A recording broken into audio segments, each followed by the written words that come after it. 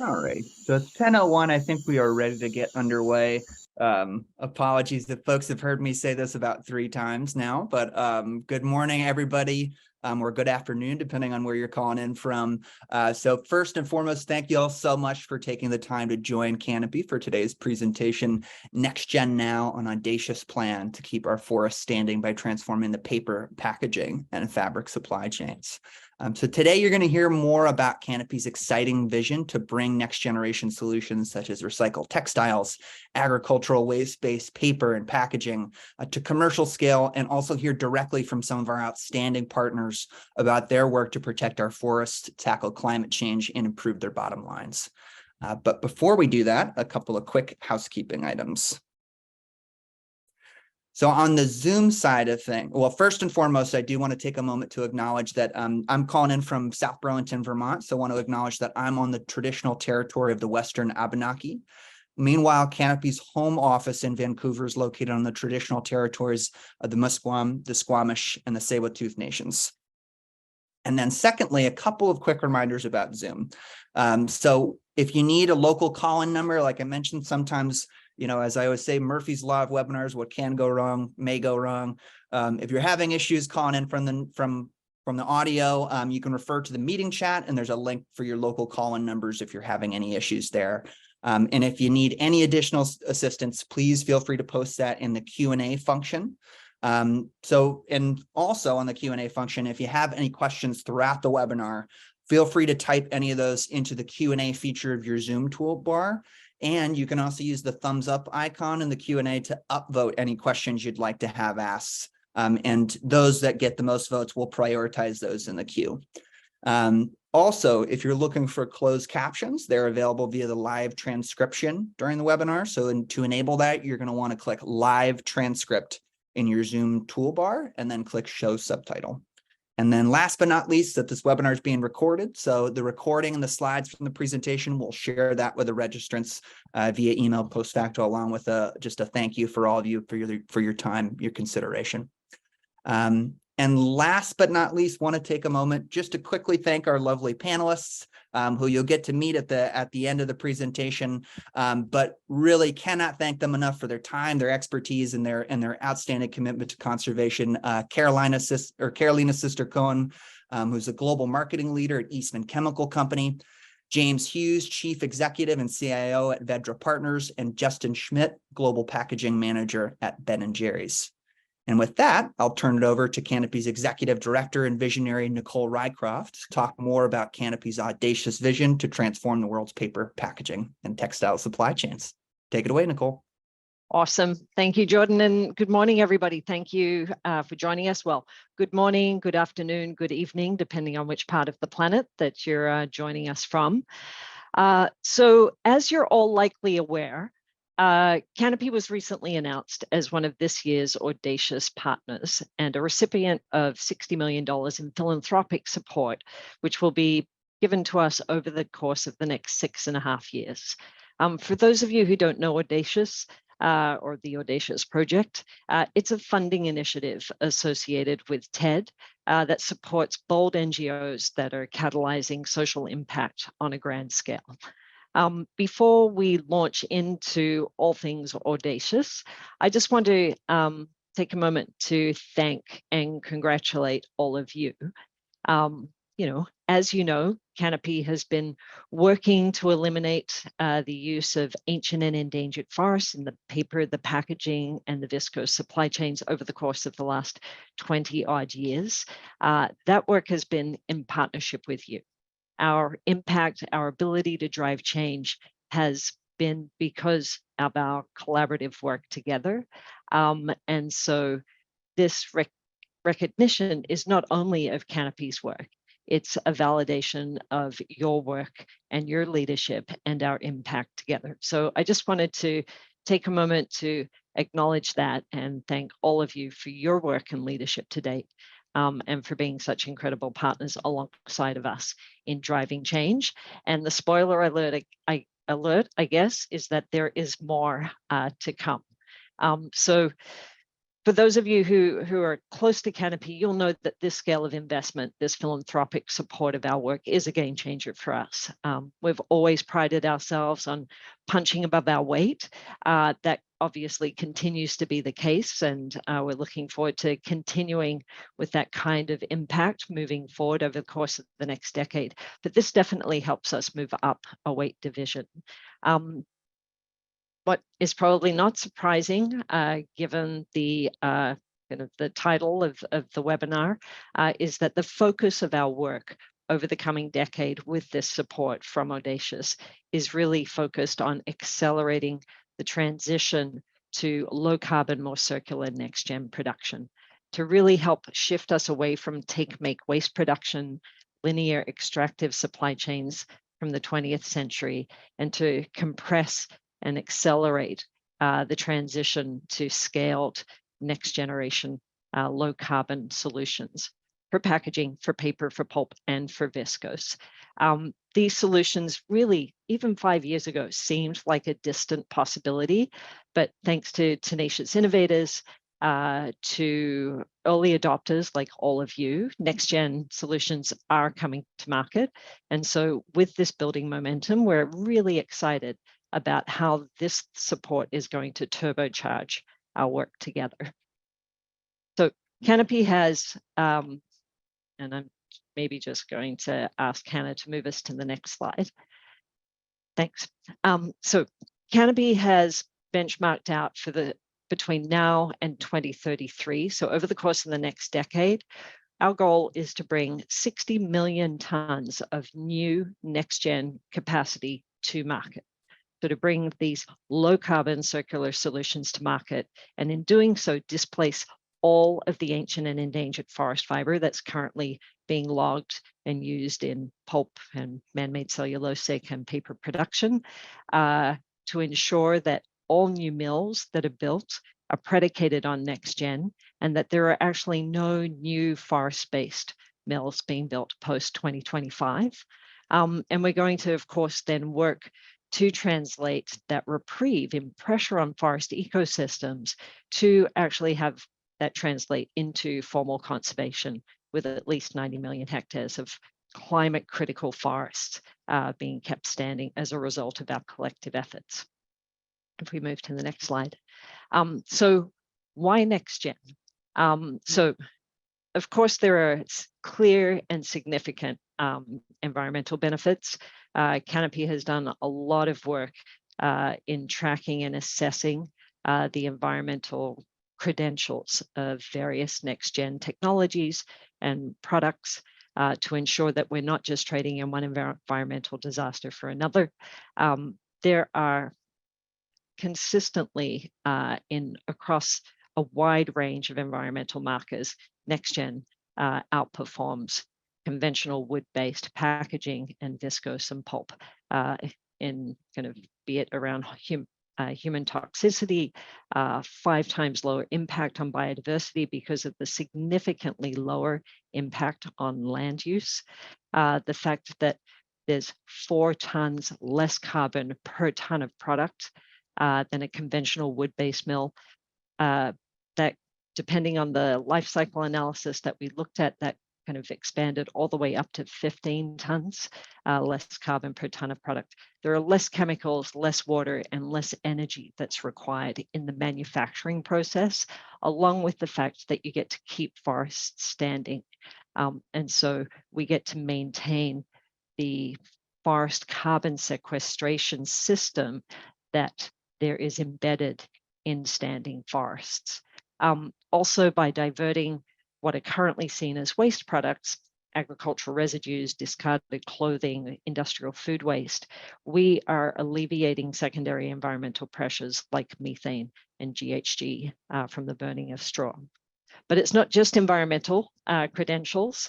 NextGen also have significant business benefits as well as social benefits. So on the business side, for you as a brand, as we move forward, climate change is already having an impact on supply chains, and the transition and the acceleration of NextGen helps secure a supply of low carbon, low impact materials for the future.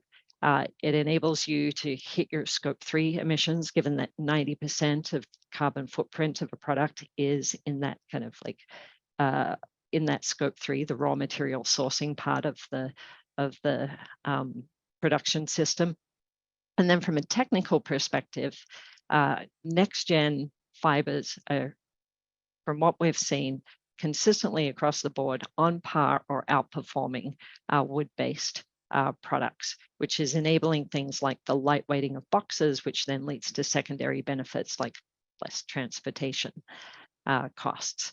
On the social side, clearly there are value-added revenue opportunities for farming communities, for textile recyclers, as well as for municipalities as they have an alleviation of pressures associated with landfill management.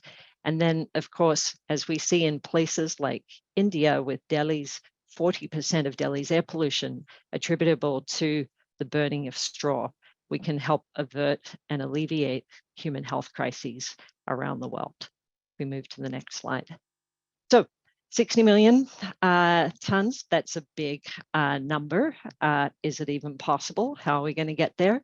So as much as displacing a third of the world's current virgin pulp supply with 60 million tons of next-gen low impact circular alternatives over the course of the next 10 years seems like an audacious endeavor. History shows us that production shifts like this have actually already happened. So in the 1990s, there was 60 million tons of recycled pulp capacity brought online. That was more than kind of replicated the following decade when 70 million tons of recycled pulp capacity was brought onto the market. Now, market demand for recycled pulp and for better environmental qualities in paper was key in driving that transition. And so as we move forward into this next decade and bringing this 60 million tons of next-gen pulp onto market, we can feel, both excited by the kind of the size of the endeavor that we're undertaking, as well as bolstered by the fact that we've got history at our backs. And of course, markets have played a critical role in that transition and will do so in this next one. Our working theory is that about 20 to 25% of the volume will come from innovators, and that 75 to 80% of next-gen production volume will come from conventional producers diversifying their fiber basket. So innovators play a really important role in setting the bar, showing what's possible, setting the pace. We've already seen the value of this. Since RenewCell has come onto the market, and RenewCell, for those of you who are not in the fashion and the textile space, RenewCell is the world's first textile-to-textile pulp mill that's just opened up late last year in northern Sweden. It's a huge industrial dissolving pulp mill that takes hundreds of millions of old jeans and t-shirts rather than huge swaths of forests to make a dissolving pulp for viscose production. Since that mill opened, we've had one of the largest conventional viscose producers in the world unveil to us the fact that their plans to build 3 next-gen pulp mills of their own over the course of the next 5 to 6 years. And so that kind of setting of the pace is a really valuable role that innovators will play in coming to market themselves. And then, of course, with conventional producers, they're the ones that are currently having a heavy footprint on forest ecosystems. And so we need them to actually be changing. And NextGen is the off-ramp for those producers who are currently sourcing from controversial areas that are assessed in the hot button tool as with a red shirt, as well as for those that are sourcing from FSC or in the hot button have a green shirt. NextGen will still be key in helping reduce the footprint of their products. And so we'll be really prioritizing our work with conventional producers to help them retrofit existing facilities, as well ensure new capacity that's brought online is part of that shift. So we have 3 main strategic threads of work. One is strengthening market pull-through, and of that, our work to grow and strengthen the body of work that we've been doing with you to date will continue to be key.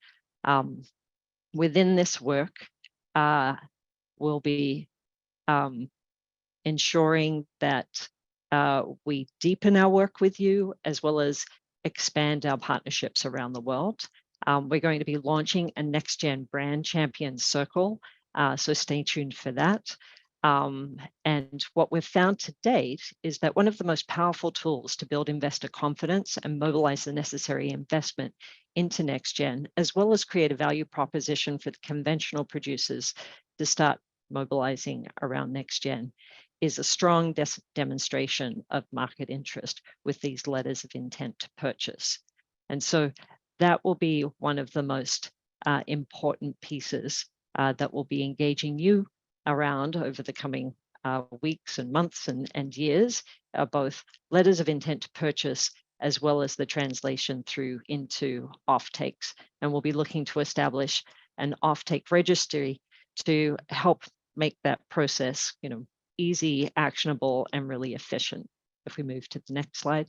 We'll also be looking to, in this age of competing claims that are often sort of designed to muddy the water, we'll be working to build a robust body of rigorous studies that help visualize and quantify the supply chains of tomorrow to help ensure that we're prioritizing the right solutions. Life cycle analyses, looking at the recyclability as well as technical performance of Next Gen products. We move to the next slide. We'll also be looking at how we can showcase leadership and best case examples, both with producers, innovators, as well as brands, so that there's greater awareness of the possibilities for change that are out there, as well as working with partners that are experienced and already engaged in the policy realm to help create the enabling conditions at a regulatory and policy level for this transition and investment mobilization that's required. Now, our second stream of work is really focused on scaling Next Gen production. So first stream is on market pull-through. Next strategic bucket is around Next Gen production scaling. And our observation in looking at other industries as they've kind of grown is that they've started in nodes or modules. And so we recognize that scaling Next Gen production is not just about building a single mill. It requires the building of an industrial ecosystem around it, the textile aggregators and recycling system, the pre-processing that's required, aggregation of straw, working with farmers around the processing and the quality of the agricultural residue that's needed. And so we'll be working to establish early stage regional hubs over the next 6.5 years in 6 areas. Phase 1, North America, Europe, and India. Phase 2, Brazil, Southeast Asia, and China. We move to the next slide. We'll also be really focusing in on mobilizing the scale of investment that's required. We estimate that $78 billion in financing is required into this space. And so that's going to be a big part of our focus. We have a sub-strategy of a $750 million private equity fund as a commercial proof of concept, but then we'll be working much more broadly with institutional investors, sovereign wealth funds, to mobilize the scale of capital that's required to really accelerate and compress the transition that's required. We move to the next slide. And then, of course, we'll be helping Next Gen Tech to commercialize both with the pipeline of innovators, picking the strongest technical horses and helping to refine their technologies, looking to make those partnerships and introductions, the speed dating between brands and conventional producers with innovators, as well as helping the commercial innovators themselves as they start to work with these new fibers to smooth over any kind of technical gaps that there may be. So we'll be establishing a pit crew almost of technical experts that will be able to be deployed to help conventional producers as they start to increasingly work with these new fibers. We go to the next slide. And then the last strategic pillar of our work will be making sure that this reprieve in pressure on forests as we bring next-gen production online at scale is actually translated through into the conservation of these climate critical and biodiversity critical landscapes. And so we'll be working with our local NGO partners, political decision makers to establish conservation-based economies that help build just and durable conservation in those landscapes over the course of the next decade. We move to the next slide. Thank you. So 60 million tons, what does that actually mean? Well, it translates through to more than 200 plus commercial scale mills globally. So we'll be starting in those 6 initial regional hubs, but this is a global 10-year plan that will help us alleviate and avoid more than 2 gigatons of CO2 equivalent over the course of the next decade. We've got, as of 2030, we'll be avoiding close to 200 megatons annually with this transition. And of course, there'll be significant biodiversity benefits and water savings as well. If we move to the next slide. And so as our fabulous brand partners, we've been, there's a lot of work that lies ahead. We've done some spectacular work to get to this point, and there's more to come, surprise, surprise. You will continue to play a really key role as our partners in this work as we work together in a pre-competitive space to really scale these low carbon solutions that we all need on market as businesses move forward into an era of climate change disrupting supply chains. So connect with your Canopy lead as well as our next gen team to learn more around how to develop a letter of intent to purchase.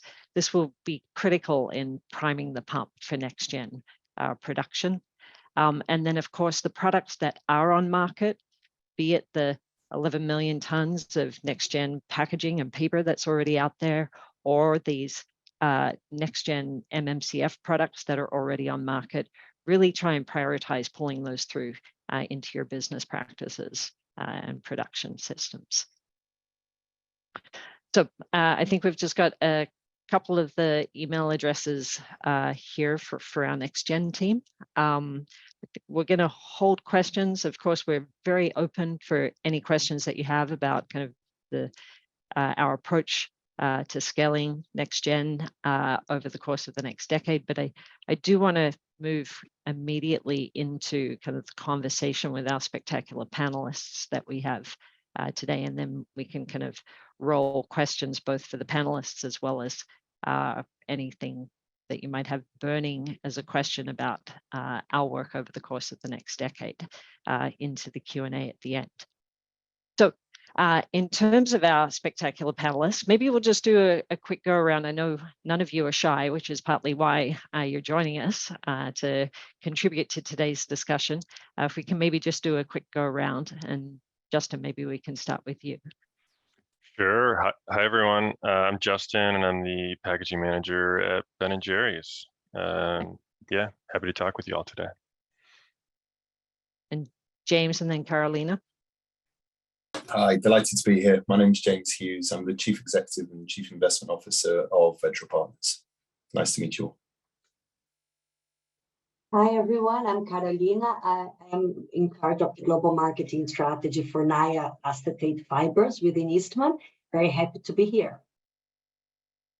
Wonderful. Okay, so let's dive in, and maybe James, we can start with you. I'll just ask a couple of questions, perhaps of each of you, and then we can open it up for Q&A. But if you have burning questions, please post them in the Q&A chat box, and we will make sure that we get to them. So, James, can you maybe talk as an investment professional at large?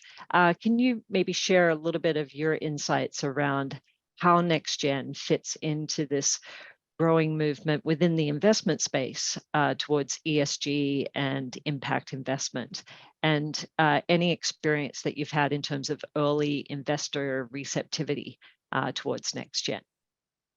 Yeah, sure. So I think, first of all, if you wind the clock back a little bit, it's worth acknowledging the fact that I think investors, historically pure financial investors, have sometimes assumed you have to give up financial returns in order to get impact environmental returns in your portfolio.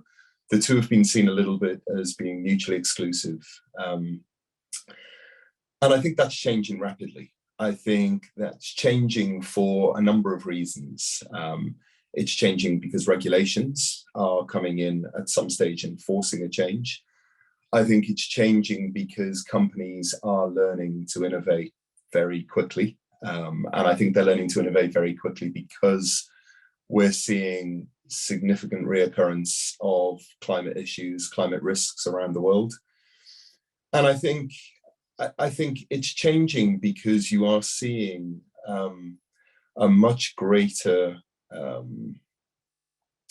I guess, development of projects in the market, tangible projects like the private equity fund that you alluded to a little earlier on, Nicole, which are starting to make this far more tangible for investors, where you can touch and feel innovation, new technologies really at scale.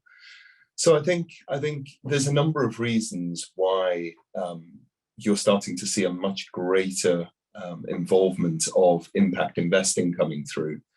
Not just because it's the right thing to do, but because it's far more obvious to people that investment returns are likely to be led by impact investing going forward rather than trailed.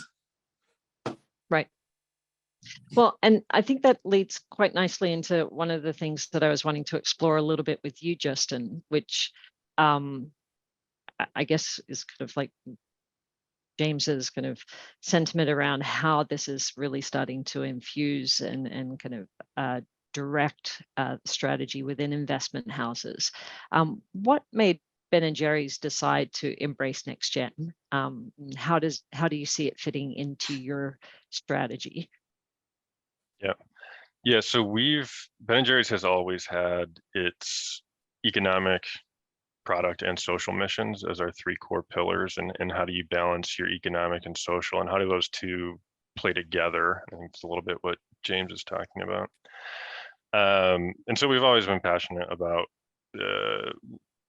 leading the pack in advocating for a number of different issues, but one of which is always climate, planet, environmental sustainability, and so this falls under that. And I think our main focus as of the past few years, and will continue to be, is moving away from fossil fuels. And I think a number of other companies are also considering such strategies. There's sort of the anti-plastics movement, you could say. And the natural alternative tends to be paper.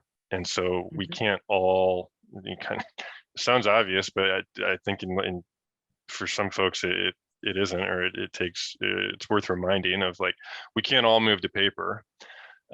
Forests are already strained, and if we continue to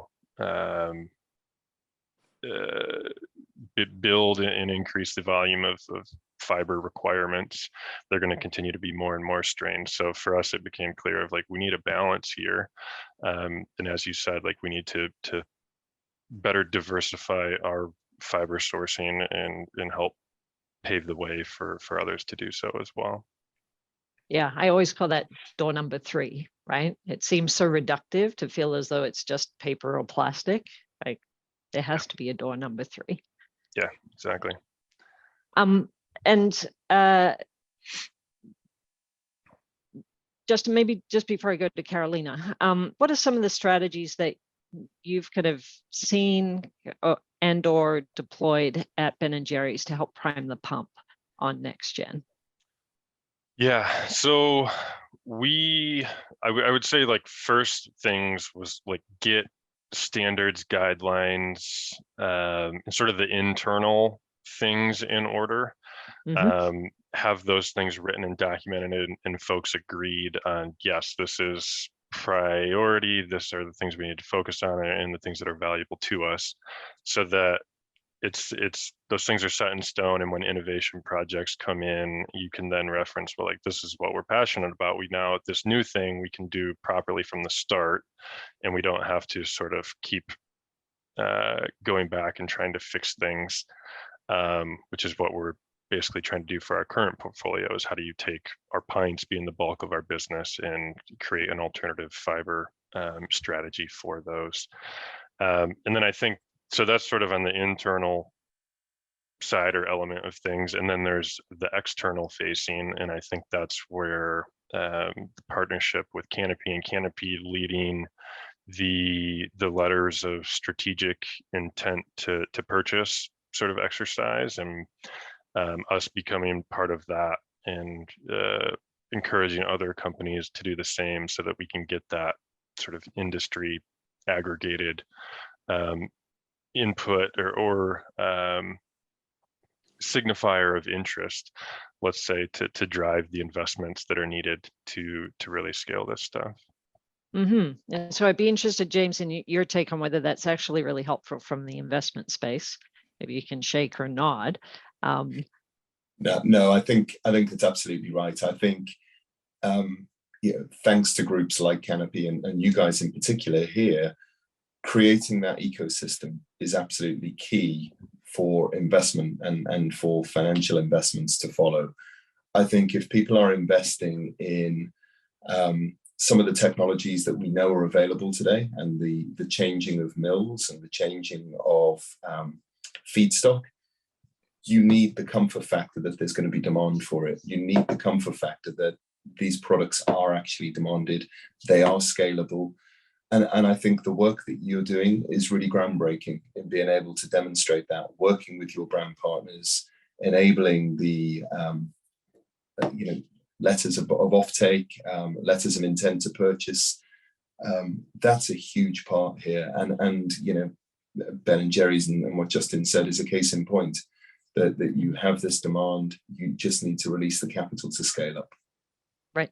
And so folks, I know there are other folks on this call, this session today, who were part of the announcement that we had at COP27 last year, where Ben & Jerry's, H&M, Inditex, Stella McCartney, HH Global, and Kering and others had collectively written letters of intent to purchase of more than 500,000 tons. I think that's now, closer to 650,000 tons. Carolina, as a kind of big conventional commercial producer, and you're leaning in on next gen, maybe you can, like James has just kind of spoken around what that kind of indicator from the marketplace does on the investment side. Can you talk a little bit as a commercial producer, how that enables or what kind of resonance or irrelevance that has in terms of the decisions that you're making? Yes, absolutely.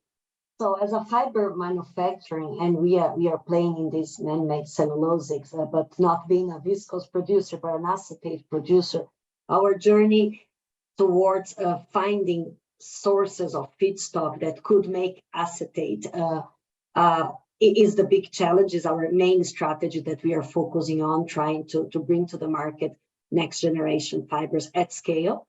I think I would say that we have today a huge technology team working on that, because the type of wood pulp we need has certain specifications that are different from what's currently available in the market. And I would say that that's our priority number one, to enhance our Naia fibers portfolio towards new generation fibers, towards using less virgin wood pulp, even though we just source from, of course, sustainably sourced forests, and we have been working proudly with Canopy for over 4 years now. The hint and the drive is to try to use less virgin wood pulp and find enablers and feedstocks that could provide this next generation. And as you mentioned, Nicole, without jeopardizing the quality of the fiber, without jeopardizing the fabric, and also the look and feel, because we are still in a fashion market where the fabric has to look nice. It cannot be only sustainable. It has to be sustainable and fashion and look and feel good. So I would say that that's our priority number one. This is the project that I'm looking into every single day. And we are working together with many brands around the world, and we see the demand, which was one of your pillars, the strong demand.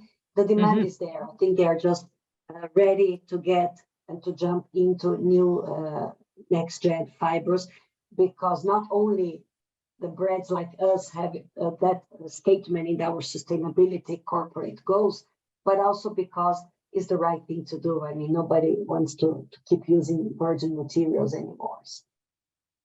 Yeah, there's increasingly within the, well, with the brand partners that we're working with, there's an increasing number of brands who are decoupling their financial performance from raw material use, right? And setting bold 2030 targets of using 50% less raw materials. Now, part of that's going to be smart design and different business models, but a big part of that is going to be this kind of scaled and accelerated transition to next gen production.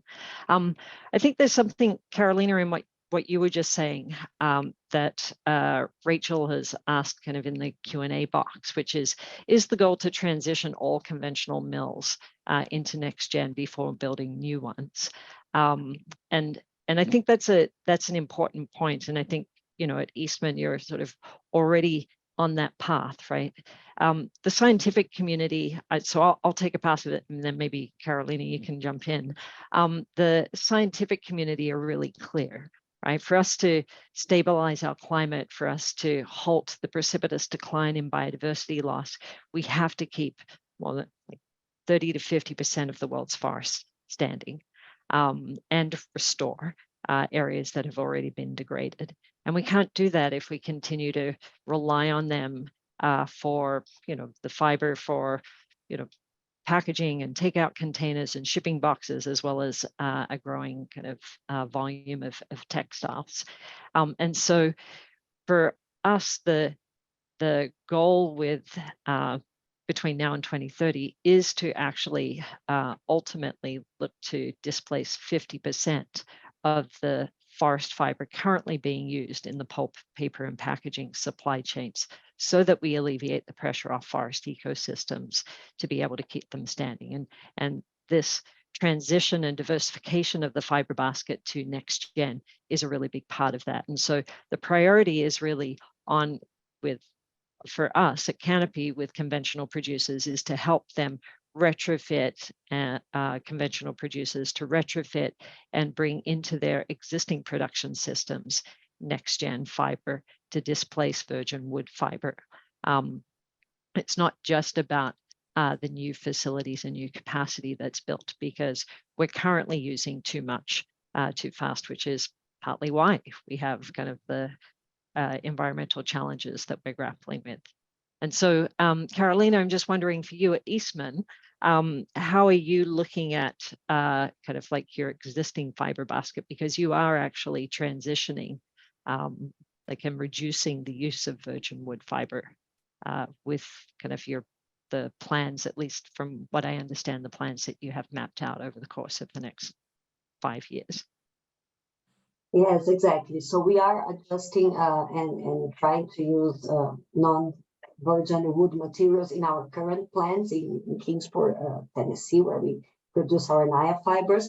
At the same time that we are expanding some of our recycling technology inside the plant to be able to absorb other types of feedstock, even textiles feedstock in the very near future. So I think it's not one or the other. To be honest, for Eastman, we are doing both. We are using our current facilities already to produce fibers using less virgin raw material, but also planning to adapt our technology and build new sets of recycling where our circular fiber and Naya Renew can be made in the future using also some materials that can hopefully replace our. Yeah, so it's both diversification of existing as well as any kind of planned expansion. Yeah, it has to be almost like improv comedy, right? It has to be yes and. So James, maybe I'll come back to you. And if folks have questions, don't be shy.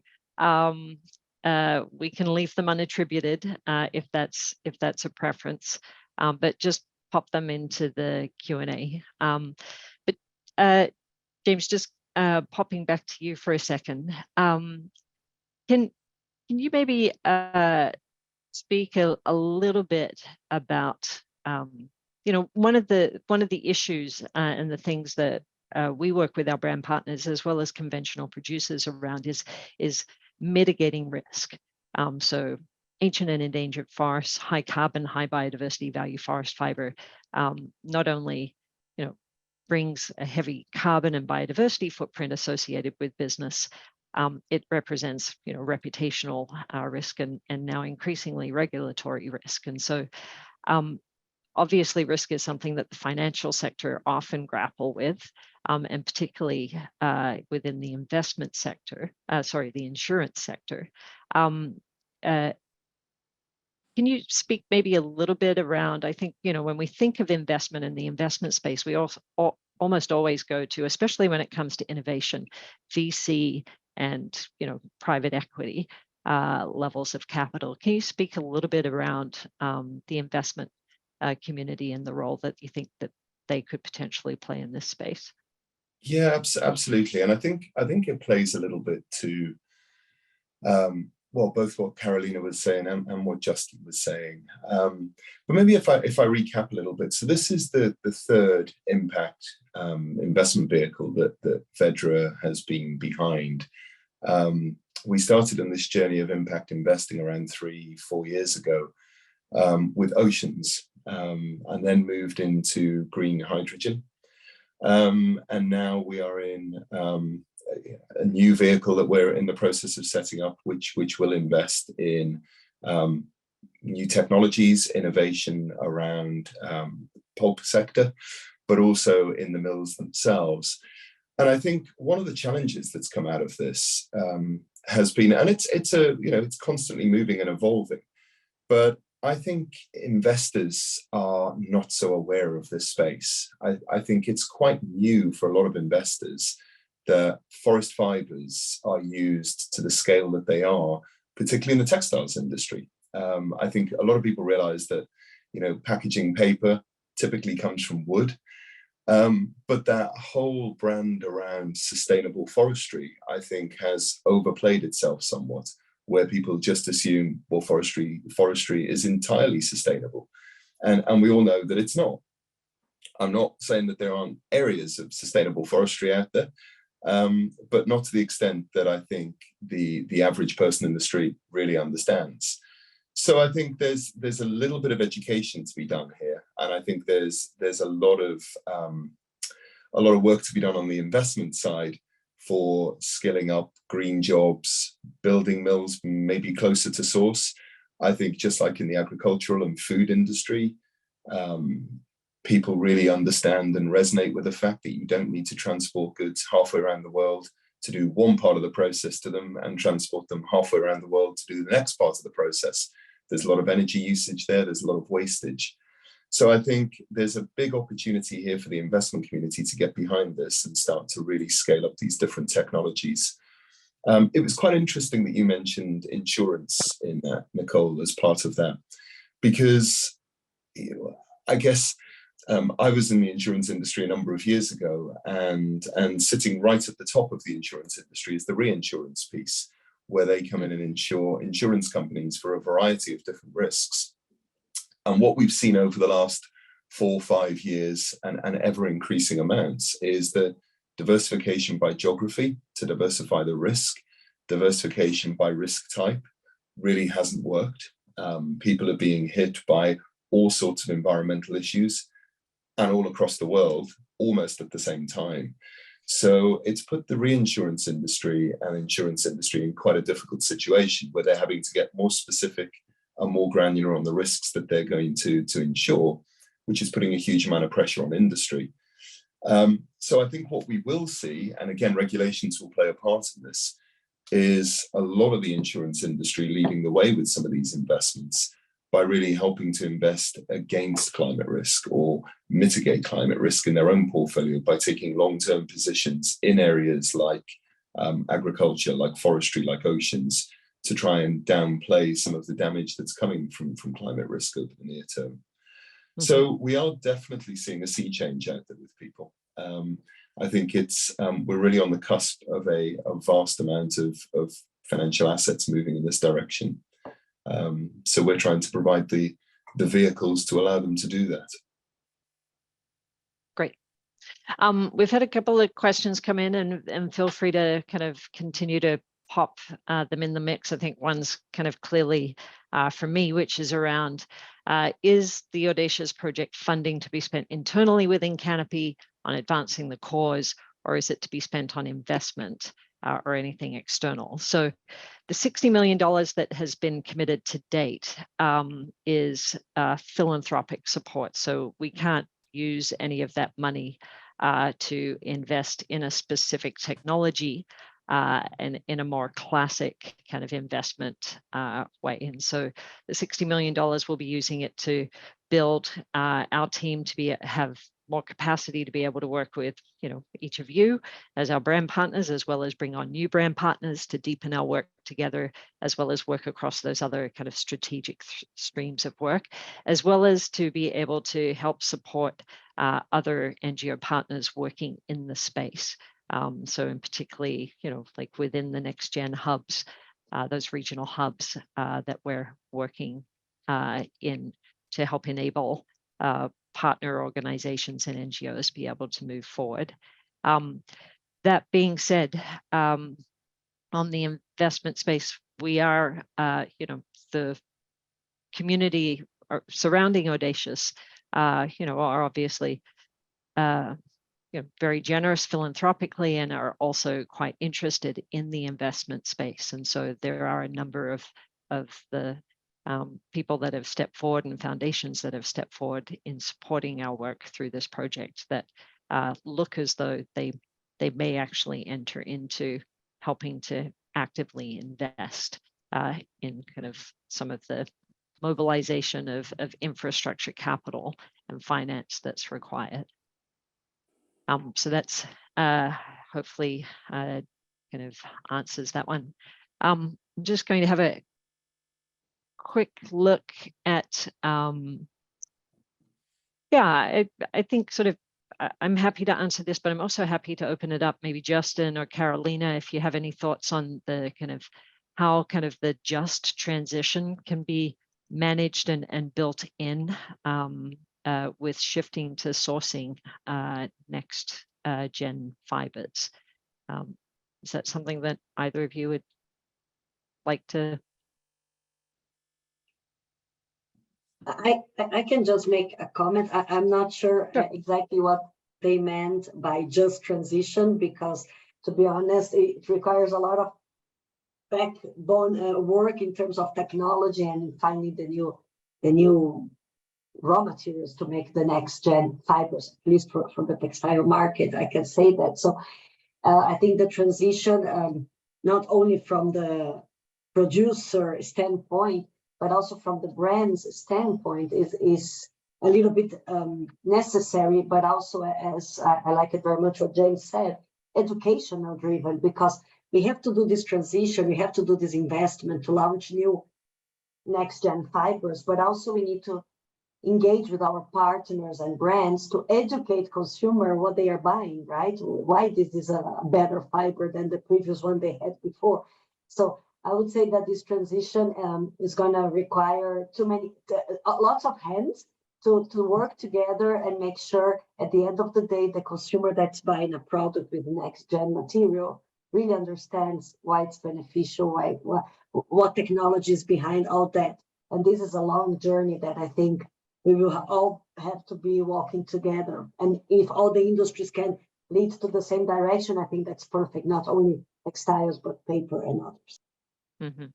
Yeah, we're on a journey. It's not going to be easy to make a ice cream pint cup with all of the different parameters just by simply switching to an alternative. There's a lot of things that need to change and happen to do that. But the important piece is, one, we've started, but two, how do we build that momentum to make things happen quicker? So it's not just us trying to do this, it's the whole aisle. It's this whole segment of how do we pile together to try to do this together.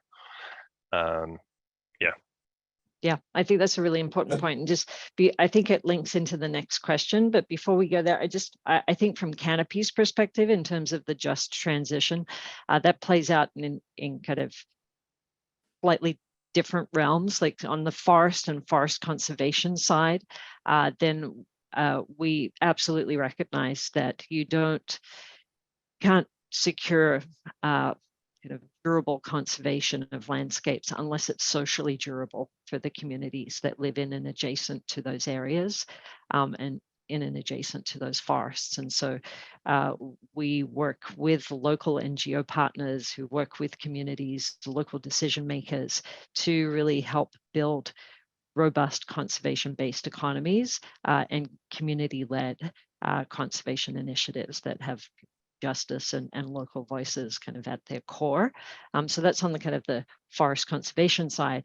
As we're building these new supply chains, then I think, of course, we have a mind to how do we ensure that they kind of enable human well-being and kind of the lifting of voices that are perhaps underrepresented at the moment. Farmers around the world, enabling kind of for there to be fair pricing agreements negotiated for what is currently a waste material that can be a value-added revenue source. Working with NGO partners that work with and represent those kind of farmers, cooperatives and individual farmers, helping them with market access and just the support they need to know how to collectively bargain effectively.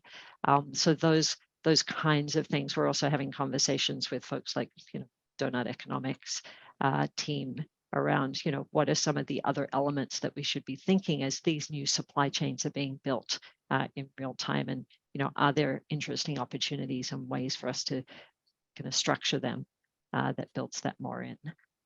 James, did you want to add anything to that? Otherwise, there's another question.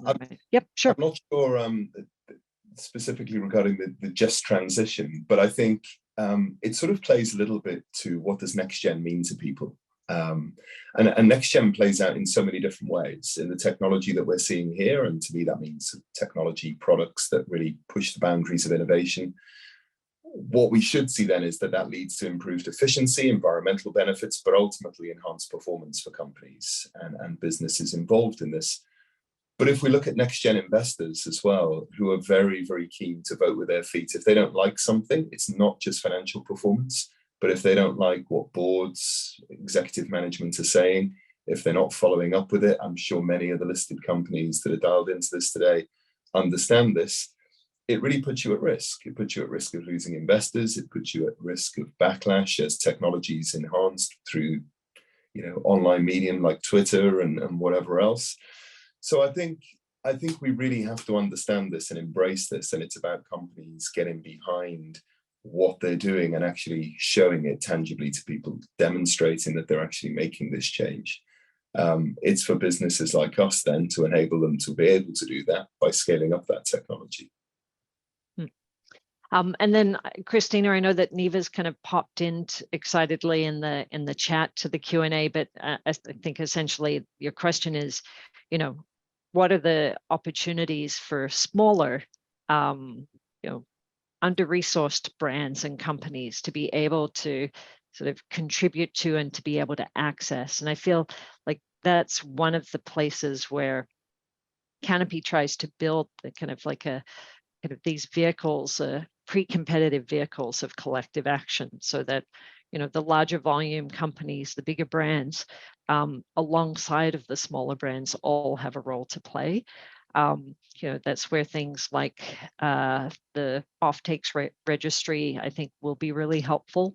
And maybe Justin, if you've got any quick insights, obviously, Ben & Jerry's is a well-established, well-known, I think we even have some in our freezer, larger brand, but just maybe if you can speak a little bit, like no single company can transform a supply chain by themselves, right? So yeah, that's exactly it. And I think you and Neva said it well. And we sort of, and that's part of why we're here, is like we recognize we have or can play that role of the larger company that should be able to afford some of this stuff in the short term, while things may be more expensive, until all of us can drive that demand to bring the price down. So yeah, that's the intent, is that over time, you know, these things become commodities, but the sooner that we can get everyone together and more people as part of the intent to purchase and offtake agreements, the better. I feel like every ton counts, probably, right? Every ton does count. Well, and Carolina, maybe you could speak more to that in terms of the motivation or perhaps the safety net that perhaps those every ton of in a letter of commitment or an offtake can provide. Yes, I think we are on this journey with lots of collaborations from small to big brands, and I think we cannot do it alone. I mean, I think not also one single producer, a fiber producer could do it alone. So I think this is a very major collaboration effort. We are all in for start a pilot discussion with a very small volume and go big at scale at big tons. So I saw your numbers. The targets are super high, and that's what we have to address too. But we always start small. We cannot go big all of a sudden. So I think every ton counts, and we are happy to go into this journey together to reach our goals.